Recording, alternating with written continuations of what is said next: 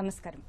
న్యాయ సేవ కార్యక్రమానికి స్వాగతం. ఇవాళ మనం అరెస్టులు, బెయిలు, న్యాయ సహాయం ఈ అంశంపై సలహాలు, సూచనలు అందించడానికి మనతో పాటు ఉన్నారు 7వ అదనపు chief judicial magistrate, metropolitan sessions court Hyderabad Shrimati P Arun Kumar garu, అలాగే న్యాయవాది ఏ రామ్మోహన్ గారు. వారికి విలువైన సలహాలు, సూచనలు స్వీకరిద్దాం. రెడ్డి గారు, అసలు బెయిల్ అంటే ఏంటి, బెయిల్ ఎన్ని రకాలు?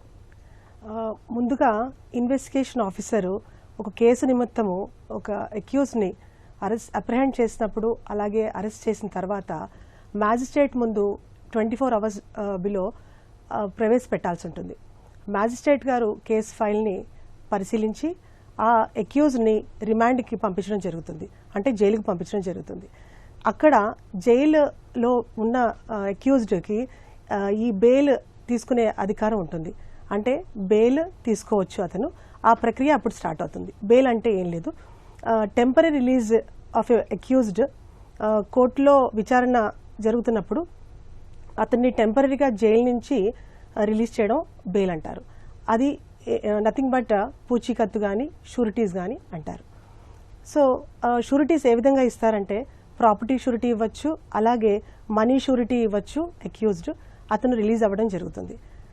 టైప్స్ ఆఫ్ బెయిల్స్ అనేటప్పటికీ రెగ్యులర్ బెయిల్ అనేది సెక్షన్ 437 ఆఫ్ సిఆర్పిసి కింద పొందవచ్చుంది. అలాగే సెక్షన్ 480 బిఎన్ఎస్ఎస్ ప్రకారము రెగ్యులర్ బెయిల్ పొందవచ్చు. తర్వాత బెయిలబుల్ అఫెన్సెస్లో సెక్షన్ 436A ప్రకారము, సిఆర్పిసి ప్రకారము bail is a right. Bailable అఫెన్సెస్లో అక్యూజ్కి బెయిల్ ఇవ్వడం జరుగుతుంది, ఆటోమేటిక్గా బెయిల్ వస్తుంది. తర్వాత యాంటిసిపేటరీ బెయిల్ అంటే ముందస్తు బెయిల్ సెక్షన్ 438 సిఆర్పిసి ప్రకారము, అలాగే 482 బిఎన్ఎస్ఎస్ ప్రకారము యాంటిసిపేటరీ బెయిల్ పొందవచ్చు. తర్వాత డిఫాల్ట్ అండ్ స్టాట్యుటరీ బెయిల్ అంటారు. అంటే 60 daysలో ఛార్జ్షీట్ వేయకపోయినా పోలీసు వారు, అలాగే 90 daysలో ఛార్జ్షీట్ వేయకపోయినా ఈ డిఫాల్ట్ బెయిల్ అనేది అక్యూజ్ పొందవచ్చు.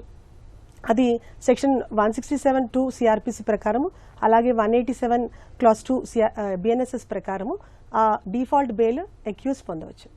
అలాగే ఇంట్రిమ్ బెయిల్ అనేది ఒకటి ఉంటుంది. ఇంట్రిమ్ బెయిల్ అంటే ఎప్పుడైతే ఈ రెగ్యులర్ బెయిల్ అలాగే ఈ యాంటిసిపేటరీ బెయిల్ పెండింగ్ ఉన్నప్పుడు అతను ఇంట్రిమ్ బెయిల్, ఎమర్జెన్సీ సిచ్యువేషన్లో ఎవరన్నా వాళ్ళ ఇంట్లో ఎవరైనా మరణించినప్పుడు కానీ ఎమర్జెన్సీ కండిషన్స్లో ఈ ఇంట్రిమ్ బెయిల్ అనేది ఇవ్వచ్చు. తర్వాత హానరబుల్ హైకోర్టు వారు, హానరబుల్ సుప్రీంకోర్టు వాళ్ళు, అలాగే సెషన్స్ కోర్టు కూడా ఈ యాంటిసిపేటరీ బెయిల్ ఇవ్వడం జరుగుతుంది. సో ఈ బెయిల్ విధానం ఇది. ఓకే లాయర్ గారు, అలానే ఎఫ్ఐఆర్ అంటే ఏంటి, ఛార్జ్ షీట్ అంటే ఏంటి? ఇప్పుడు ఎఫ్ఐఆర్ అంటే ఫస్ట్ ఇన్ఫర్మేషన్ రిపోర్టు. అంటే ఏదైనా ఒక నేరం జరిగింది అని అన్నప్పుడు పోలీస్ వాళ్ళకు ఒక ఇన్ఫర్మేషన్ వస్తుంది. అది ఓరల్గా ఉండొచ్చు, రిటర్న్గా ఉండొచ్చు.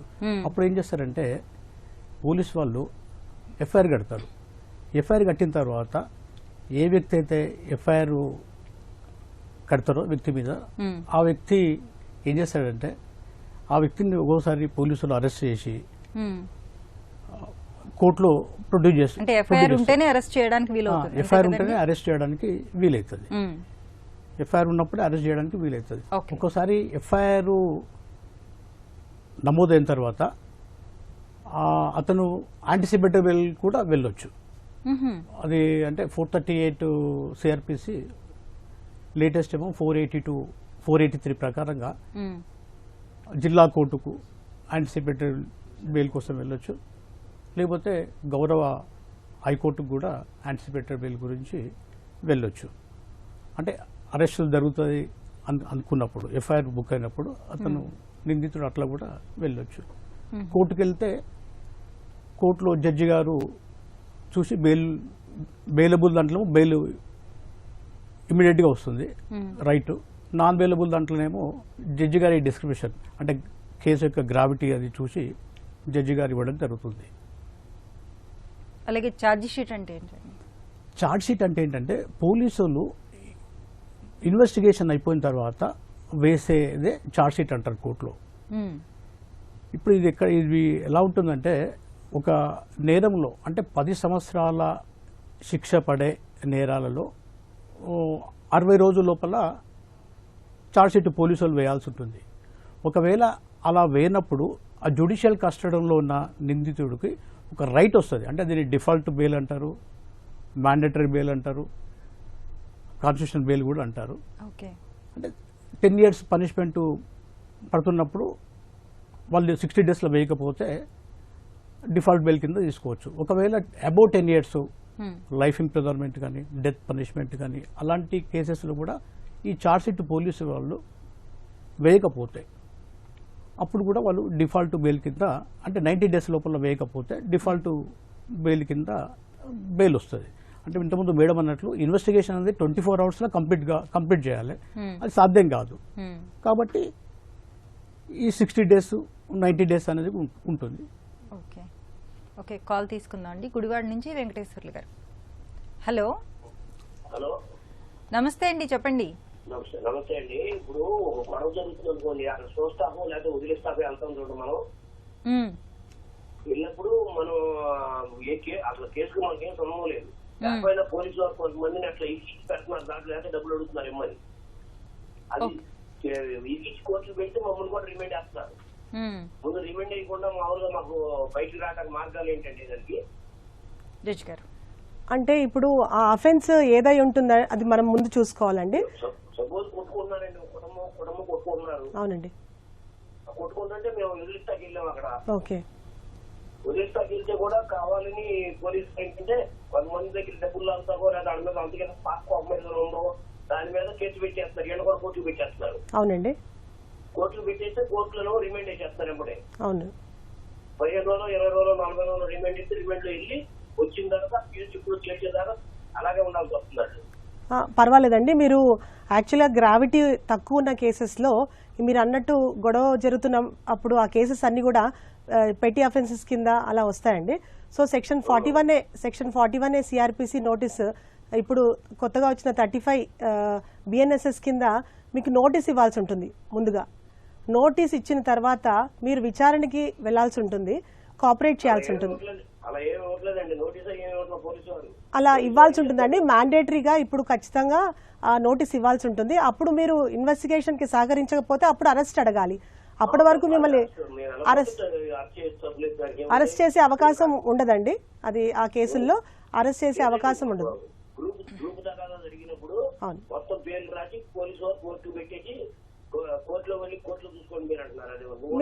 మీరు దగ్గరలో ఉన్న అడ్వకేట్ గారిని మీరు సంప్రదించవచ్చు. అలాగే అడ్వకేట్ గారికి ఈ పరిస్థితి చెప్పిన తర్వాత అడ్వకేట్ గారే పోలీస్ వారి దగ్గరికి వెళ్ళి మాట్లాడడం జరుగుతుంది. 41A సిఆర్పిసి నోటీస్ ఇవ్వాల్సి ఉంటుందండి ఈ కేసెస్లో.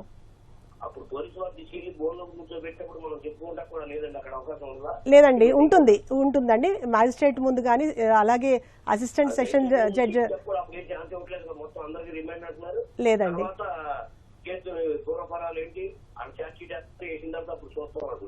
లేదండి, అలా ఉండదు. మ్యాజిస్ట్రేట్ గారు ఖచ్చితంగా చదివి చూస్తారు. ఖచ్చితంగా అందులో అరెస్ట్ అలాగే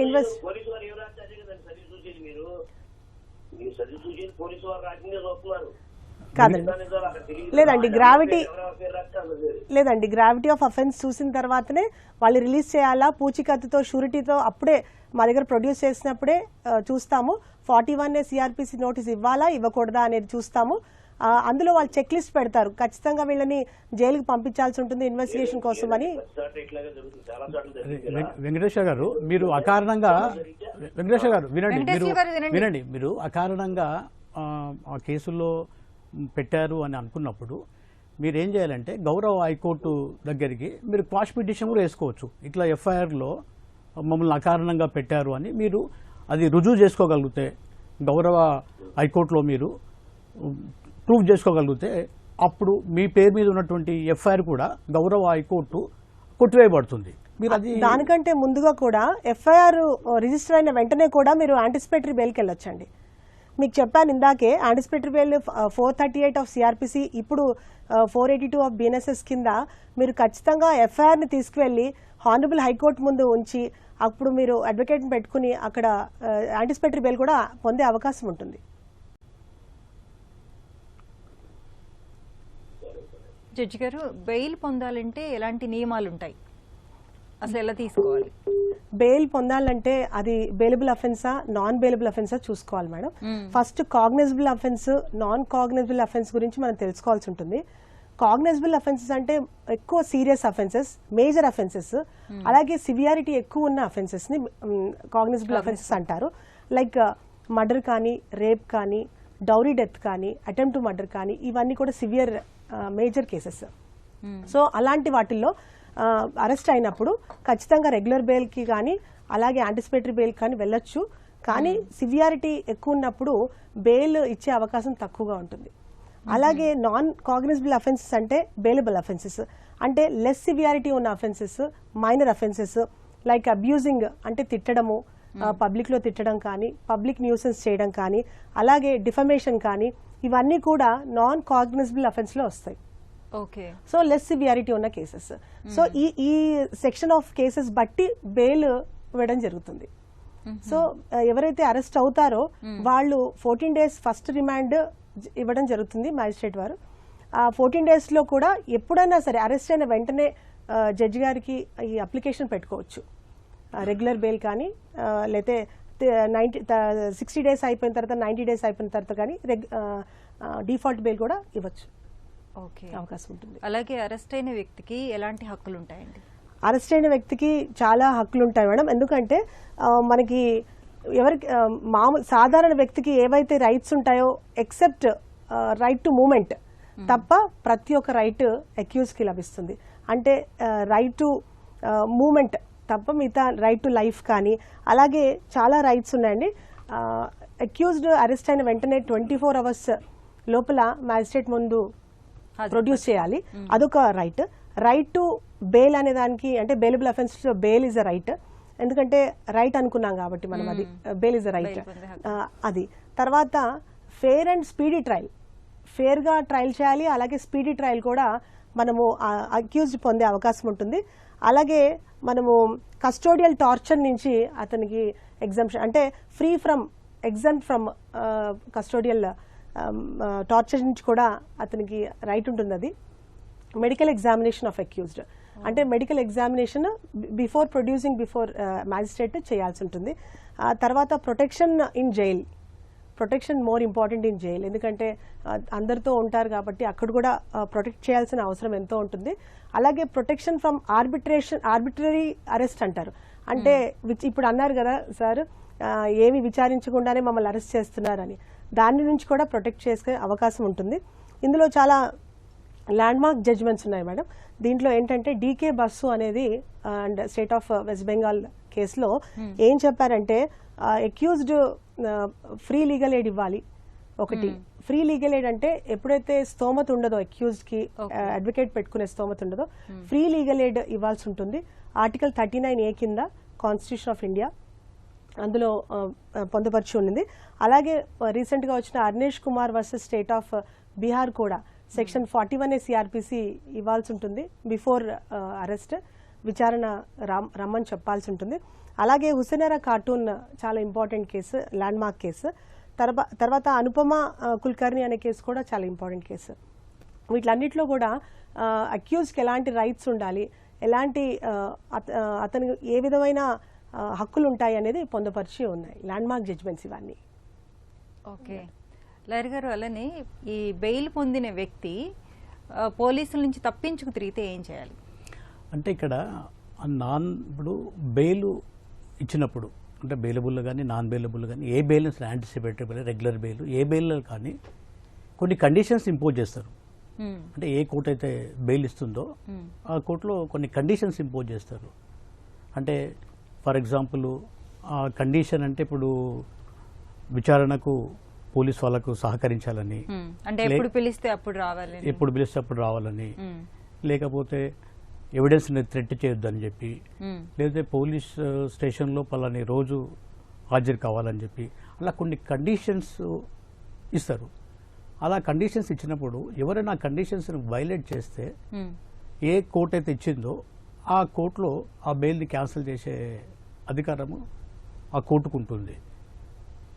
ఓకే, అలాగే పూచీకత్తు ఇచ్చి బెయిల్ ఇప్పిస్తుంటారు కదా, వాళ్ళకి ఎలాంటి హక్కులు ఉంటాయండి? వాళ్ళకి ఏమైనా ఎఫెక్ట్ పడుతుందంటారా? అంటే ఇక్కడ ఎలా ఉంటుందంటే బెయిల్ బాండ్స్, ఇప్పుడు కోర్టు బెయిల్ ఇచ్చేటప్పుడు బెయిలబుల్ అలా ఒక వ్యక్తి ఇండిజెంట్ వ్యక్తి అయితే ఆ ఇండిజెంట్ వ్యక్తికి బెయిల్ ఎలాంటి బెయిల్ బాండ్ లేకుండా కూడా ఇవ్వచ్చు.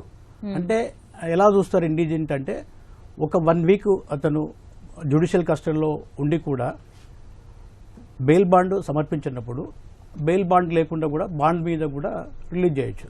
అయితే ఎప్పుడైతే బెయిలబుల్లో కానీ నాన్ బెయిలబుల్లో కానీ రెగ్యులర్ బెయిల్ కానీ యాంటిసిపేటరీ బెయిల్ కానీ బెయిల్ బాండ్ అనేది అంటే పూచికత్ అంటారు, షూరిటీ, జనరల్ లాంగ్వేజ్ షూరిటీ. అలాంటి వ్యక్తులు పెట్టినప్పుడు ఈ యొక్క బెయిల్ అనేది గ్రాంట్ చేస్తుంది. ఒక్కొక్కసారి ఏం చేస్తారంటే వాళ్ళు కూడా ఏదైనా కారణంతో వైదొలగొచ్చు. అంటే ఎలాంటి కొన్ని కారణాల వల్ల వాళ్ళు కూడా ఆ కోర్టులో పిటిషన్ వేస్తే వాళ్ళని కూడా కోర్టు రిలీజ్ చేస్తుంది. కానీ వాళ్ళకు ఏంటంటే అతను నిందితుడు రెగ్యులర్గా వాయిదాలకు వస్తుండాలి. రెగ్యులర్గా వాయిదాలకు వస్తుంటే ఆ షూరిటీ వల్ల కూడా ఎలాంటి ఇబ్బంది ఉండదు. కోర్టు కూడా అప్పుడు బెయిల్ బాండ్ తీసుకునే పూచికత్తు వ్యక్తులని అడుగుతుంటుంది. మీరు కేసు అయిపోయే వరకు అతన్ని పంపించాలి, మీరు మొత్తం కేసు అయిపోయే వరకు ఉంటారా అని మొత్తం ప్రశ్నావళి ఉంటుంది. వాళ్ళని అడుగుతారు, వాళ్ళ అంగీకారంతోనే పెడతారు. ఒకవేళ ఎప్పుడైనా సరే కోర్టు కూడా బెయిల్ బాండ్స్ క్యాన్సిల్ చేయొచ్చు. ఓకే, మరి కాల్ తీసుకుందాం అండి. తెనాలి నుంచి సాంబయ్య గారు. హలో, మరో కాల్ తీసుకుందాం అండి కరీంనగర్ నుంచి. హలో రాజుగారు, నమస్తే అండి, చెప్పండి. మేడం నమస్కారం అండి. నమస్తే అండి, చెప్పండి. మేడం మాది కర్నూలు డిస్ట్రిక్ట్ మేడం. ఓకే. మా ఇంటి పక్కన మాకు గొడవ అయింది మేడం. గొడవ ఇప్పుడు 4 సంవత్సరాలు అవుతుంది. మొన్న అది మాకు కానిస్టేబుల్ వచ్చి ఏది ఒకటి నోటీస్ ఇచ్చి మీరు కోర్టు హాజరు కావాలి, రిమాండ్ అవుతారు అని చెప్పింది మేడం. మనం లాయర్ తోటి ప్రొసీడ్ పోమంటారా, డైరెక్ట్ కోర్టు పోమంటారా? ఓకే, పోలీస్ వాళ్ళు ఏమని ఇచ్చారండి? మీరు కోర్టుకు హాజరు కావాలని ఇచ్చినండి. ఓకే, లాయర్ గారు చూడండి. రాజు గారు, ఇప్పుడు మీరు ముద్దాయిగా ఉన్నప్పుడు అంటే మిమ్మల్ని ఒకసారి స్టేషన్కి పిలిచినప్పుడు మీ పోలీసు వాళ్ళు ఏం చేసింటారంటే మీకు ఈ 35 అంటే బిఎన్ఎస్ఎస్ యాక్ట్ ప్రకారం 35 ప్రకారంగా నోటీసు ఇచ్చి ఉంటారు. అది సిఆర్పిసి 41 అనేది గతంలో సిఆర్పిసి అప్పుడు 41 అనేది, ఇప్పుడు బిఎన్ఎస్ఎస్ యాక్ట్ ప్రకారంగా 35 అంటుంది కదా. ఈ 35 ప్రకారంగా మీకు పోలీసు వాళ్ళు నోటీస్ ఇచ్చి మిమ్మల్ని వదిలేసింటారు. అంటే ఇప్పుడు జనరల్గా వాడుక భాషలో స్టేషన్ బెయిల్ అది అంటుంటాం కదా, ఈ నోటీసునే వాడుక భాషలో మనం స్టేషన్ బెయిల్ అంటాము. అంటే 41 ఈ 35 యొక్క బిఎన్ఎస్ఎస్ ఉద్దేశం ఏంటంటే మీకు నోటీస్ ఇచ్చిన తర్వాత కోర్టులో పోలీస్ వాళ్ళు ఛార్జ్ షీట్ వేసిన తర్వాత మీకు సమన్స్ వస్తాయి. సమన్స్ వచ్చినప్పుడు మీరు కోర్టుకు హాజరు కావాలి. మీరు వీలైతే మీకు దగ్గరలో ఉన్న ఒక అడ్వకేట్ని అప్రోచ్ అయితే అతను మీ తరఫున వచ్చి మెమో ఆఫ్ అపియరెన్స్ కోర్టులో వేస్తాడు. ఏంటంటే కోర్టు ప్రొసీడింగ్స్ అడ్వకేట్లకు తెలిసి ఉంటాయి కాబట్టి జనరల్గా అడ్వకేట్ని మీరు అప్రోచ్ అయితే ఆ సమన్స్ తీసుకొని పోండి. ఏ డేట్ ఉందో ఆ డేటు ఆ సమన్స్ తీసుకొని పోతే ఆ కన్సర్నింగ్ మీకు తెలిసిన న్యాయవాది కోర్టులో మీ తరఫున వాదించడానికి మెమో ఆఫ్ అపియరెన్స్ వేస్తాడు. అడ్వకేట్తో మీరు వెళ్తే బాగుంటుంది. మరో కాల్ తీసుకుందాం అండి తెనాలి నుంచి సాంబయ్య గారు. హలో సాంబయ్య గారు, నమస్తే అండి, చెప్పండి. నమస్తే అండి. ఇప్పుడు నేను వేసి సంవత్సరం వెళ్ళిపోయిందండి కేసు చేసి. ఎవరి మీద వేశారండి? మీరు టీవీ చూస్తూ మాట్లాడకండి, విషయం చెప్పండి. అయ్యో, అవతల మా వాళ్ళ మీద నా మీద దాడి జరిగితే కేసు కట్టారు. అది సివిల్ కేసా క్రిమినల్ కేసా అండి? ఏమండి, అదే సివిల్ కేసు. మీ మీద దాడి జరిగిందా అండి? దాడి జరిగిందండి. ఓకే, కేసు పెట్టారు. కేసు పెట్టారు కానీ ఛార్జ్ షీట్ వేయట్లా. ఓకే, దాడి జరిగిందండి. పోలీసులు ఏం చెప్తున్నారండి? ఛార్జ్ షీట్ అది కేసు పెట్టారండి, ఛార్జ్ షీట్ అదే వేయట్లా. అదేమంటే అదిగో ఇది కాలక్షేపం జరుగుతున్నారు. ఓకే, జడ్జి గారు వాళ్ళు వేస్తా అంటున్నారు కానీ చేయట్లా. ఓకే, మీరు కన్సర్న్ ఎస్హెచ్ఓ దగ్గరికి వెళ్ళారా అండి? అంటే సిఏ గారి దగ్గర కానీ ఎస్ఐ గారి దగ్గరికైనా వెళ్ళారండి విచారణకి? అంటే సిఏ గారి దగ్గరికి వెళ్ళాను, ఎస్ఐ గారి దగ్గరికి వెళ్ళాను.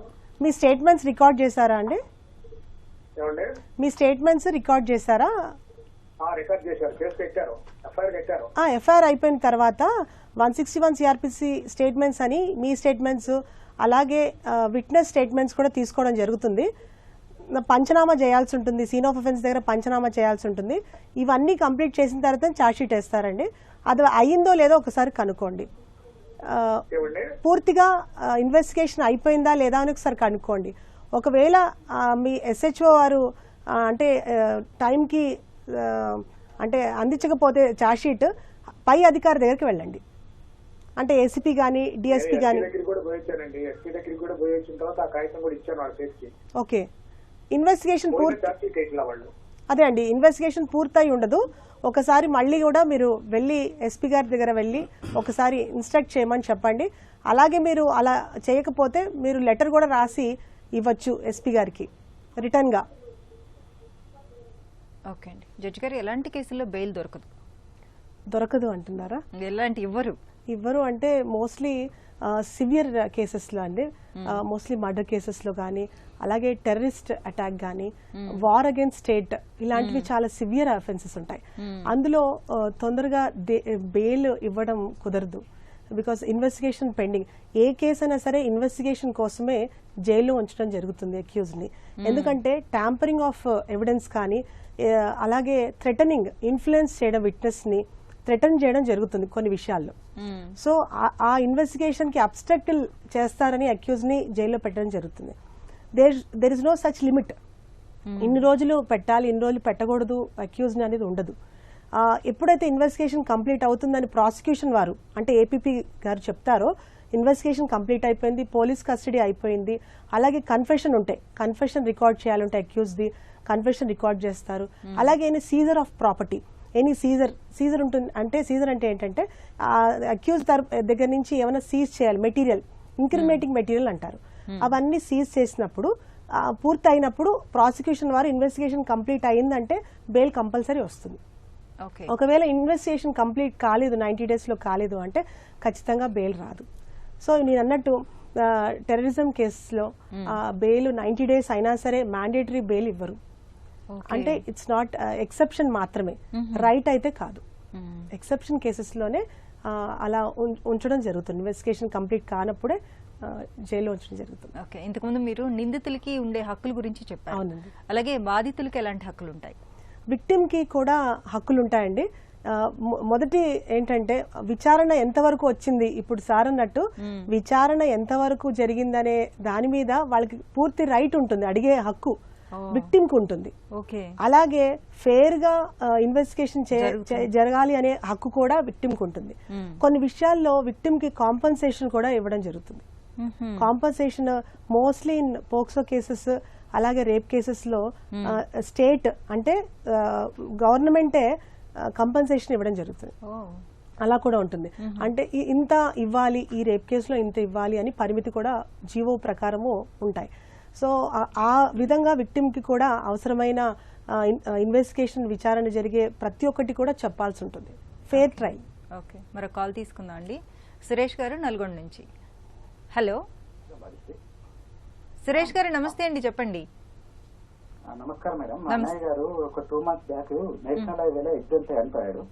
ఓకే. అయితే పోలీస్ డిపార్ట్మెంట్ ఇంతవరకు ఎవిడెన్స్ ఇవ్వట్లేదు మాకు. CI sir. ఓకే. దేంట్లో చనిపోయారంటారు?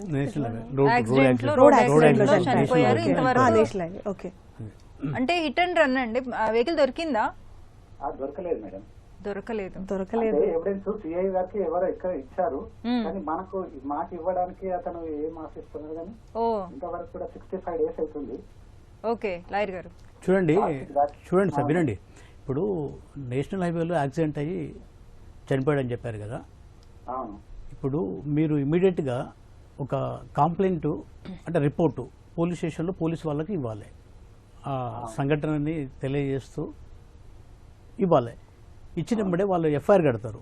ఎఫ్ఐఆర్ కట్టిన వెంబడే ఇన్వెస్టిగేషన్ అనేది స్టార్ట్ చేస్తారు. అంటే వాళ్ళ ఇన్వెస్టిగేషన్లో ఏ టైంలో యాక్సిడెంట్ అయింది, అక్కడికి ఏ వెహికల్స్ వచ్చినాయి, అంటే సీసీ కెమెరాలు చూడడము, ముందు అంటే ఆ యాక్సిడెంట్ కన్నా ముందు ఏ వెహికల్స్ వచ్చినాయి, అలాంటి ఇన్వెస్టిగేషన్ చేస్తారు.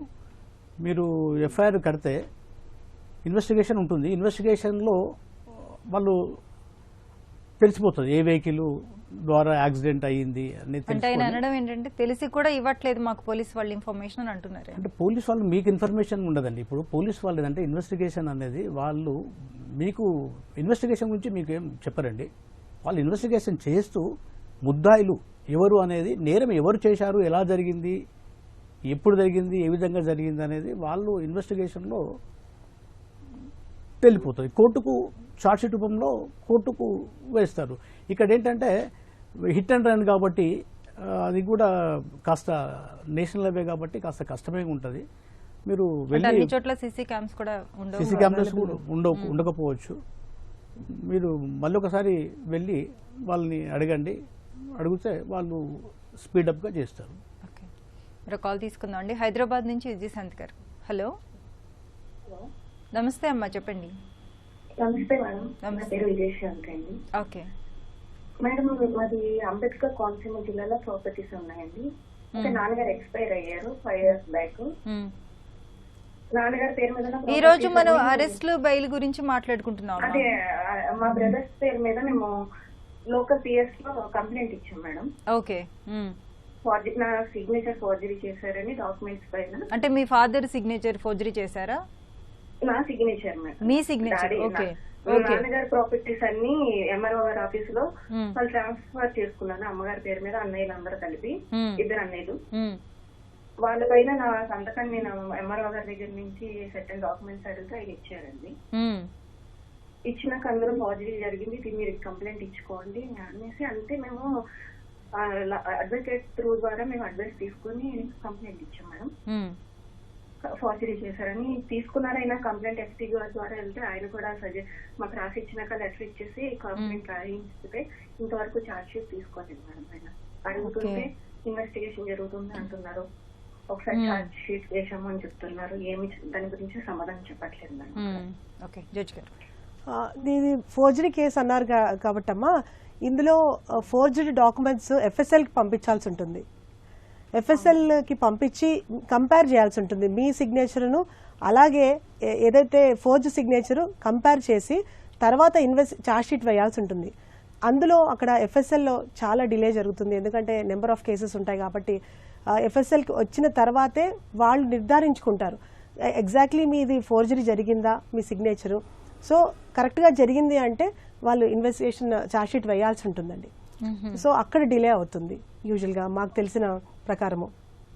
ఎఫ్ఎస్ఎల్కి వెళ్లాల్సి ఉంటుంది. మీ సిగ్నేచర్స్ ఓపెన్ కోర్టులో స్పెసిమెన్ సిగ్నేచర్స్ అంటారమ్మా, అవి తీసుకోవాల్సి ఉంటుంది. కోర్టులో తీసుకుంటాం అది. ఆ స్పెసిమెన్ సిగ్నేచర్స్ ప్లస్ మీ స్టాండర్డ్ సిగ్నేచర్స్ అలాగే ఫోర్జర్ సిగ్నేచర్స్ అన్నీ కలిపి ఎఫ్ఎస్ఎల్కి పంపించాల్సి ఉంటుంది. ఎఫ్ఎస్ఎల్లో కరెక్ట్గా అక్కడ ఎఫ్ఎస్ఎల్ రిపోర్ట్ వచ్చిన తర్వాతనే ఛార్జ్షీట్ వేస్తారు. సో అక్కడ డిలే జరుగుతుంది. దట్ ఈస్ ద రీజన్ అనుకుంటా మీకు డిలే జరిగింది. ఒకసారి కనుక్కోండమ్మా మీ డాక్యుమెంట్స్ ఎఫ్ఎస్ఎల్కి వెళ్ళాయా లేదా అని. అడుగుతుంటే ఎస్ఐ గారు అక్కడ ఏమీ మాకు రిప్లై ఇవ్వట్లేదు మేడం. మీరు కోర్టులో అడగచ్చమ్మా. ఒకసారి ఎక్కడైతే కోర్టు జ్యూరిడిక్షన్ ఉంటుందో ఆ కోర్టులో మీ ఎఫ్ఐఆర్కి సంబంధించిన ఎంతవరకు ప్రోగ్రెస్ అయింది ఆ కేసు గురించి మీరు కోర్టుకు వెళ్ళి అడగచ్చు. మీ ఏ కోర్టులో ఉందో ఆ కోర్టులో మీరు అడిగితే ఖచ్చితంగా చెప్తారు. మ్యాజిస్ట్రేట్ గారే చెప్తారు మీరు వెళ్ళి అడిగితే తప్పకుండా. ఓకే, జడ్జి గారు, అలానే అరెస్ట్ చేసే వ్యక్తికి పోలీసులు ఎలాంటి ఇన్ఫర్మేషన్ ఇవ్వాలి, ఎలాంటి సమాచారం ఇవ్వాల్సి ఉంటుంది? అంటే గ్రౌండ్స్ ఆఫ్ అరెస్ట్ చెప్పాలమ్మా. అది కూడా మీరు అన్నట్టు మీరు కరెక్ట్గా అడిగారు. రైట్ ఏంటంటే one of the major right of an arrest person. ఎందుకు అరెస్ట్ చేస్తున్నారో గ్రౌండ్స్ చెప్పాలి, ఇవ్వాల్సి ఉంటుంది. అది కూడా ఇప్పుడు latest judgements honourable supreme court judgement ప్రకారము రిటర్న్ గా ఇవ్వాలి. Grounds of an arrest return గా ఇవ్వాలి. చాలా ఇంపార్టెంట్. అతను తెలుసుకోవాల్సి ఉంటుంది ఎందుకు నన్ను అరెస్ట్ చేస్తున్నారు, దేని గురించి అరెస్ట్ చేస్తున్నారు అనేది ఒక రైట్. కరెక్ట్ గా అడిగారు మీరు. సో ఆ ఇన్ఫర్మేషన్ ఇచ్చేంత వరకు అరెస్ట్ చేయడానికి లేదు. ఆ ఫామ్ ఉంటుంది మేడం, సెపరేట్ గా ఫామ్ ఉంటుంది. ఆ ఫామ్ ఖచ్చితంగా అక్యూజ్ కి ఇవ్వాల్సి ఉంటుంది, సిగ్నేచర్ తీసుకోవాల్సి ఉంటుంది. అలాగే ఇంకొకటి రైట్ ఏంటంటే అమ్మా, ఇంట్లో వాళ్ళకి చెప్పాలి. ఫ్యామిలీ మెంబర్స్ కానీ రిలేటివ్స్ కానీ ఫ్రెండ్స్ కానీ అతన్ని అరెస్ట్ చేశారు అనే ఇన్ఫర్మేషన్ పోలీస్ వారు తప్పనిసరిగా ఇవ్వాలి. అది కూడా one of the right. Okay, thank you so much అండి. ఇప్పటివరకు మనం అరెస్టులు, బెయిలు, న్యాయ సహాయం ఈ అంశంపై సలహాలు, సూచనలు స్వీకరించాం. వచ్చే శనివారం 9:30 న్యాయ సేవ కార్యక్రమంలో మళ్ళీ కలుసుకుందాం. అంతవరకు సెలవు. నమస్కారం.